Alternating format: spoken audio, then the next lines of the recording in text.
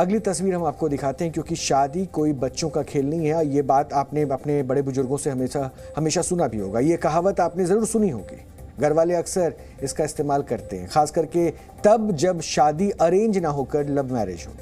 हमारे देश में लव मैरिज का प्रचलन बहुत तेज़ी से बढ़ा है, लेकिन उतनी ही तेज़ी से लव मैरिज में तलाक का रेशियो भी बढ़ रहा है।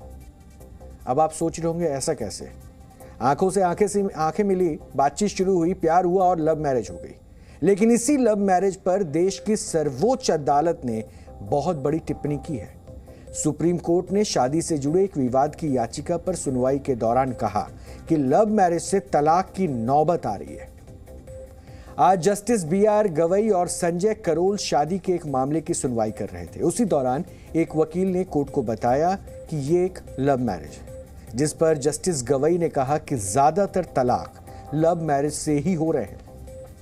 कोर्ट ने पत्नी और पति को योग करने की भी सलाह दी और कोर्ट ने लव मैरिज के इस मामले में दोनों को मध्यस्थता का प्रस्ताव भी दिया, जिसका पति ने विरोध किया। जिस पर कोर्ट ने कहा कि हाल के एक फैसले के मद्देनजर पति पत्नी दोनों सहमति के बिना तलाक दे सकते हैं। 2 मई को सुप्रीम कोर्ट ने एक फैसले में यह कहा था कि संविधान के अनुच्छेद 142 के उपधारा 1 के तहत तुरंत तलाक लेकर शादी खत्म की जा सकती है। भारत में लव मैरिज अब आम बात हो गई है, लेकिन लव मैरिज कितनी चलेगी इसकी चाइनीज माल की तरह कोई गारंटी नहीं है। इसलिए आज सुप्रीम कोर्ट की टिप्पणी बेहद अहम है। सीधे शब्दों में कहें तो भारत में चट मंगनी और पट ब्याह वाली कहावत बहुत तेजी से सच साबित हो रही है। वैसे तो भारत में कोई सरकारी आंकड़ा नहीं है, लेकिन अलग अलग संस्थाओं की रिपोर्ट कहती है कि भारत में लव मैरिज का आंकड़ा 3% से लेकर 20% तक है, जबकि भारत में तलाक की दर सिर्फ 1% है।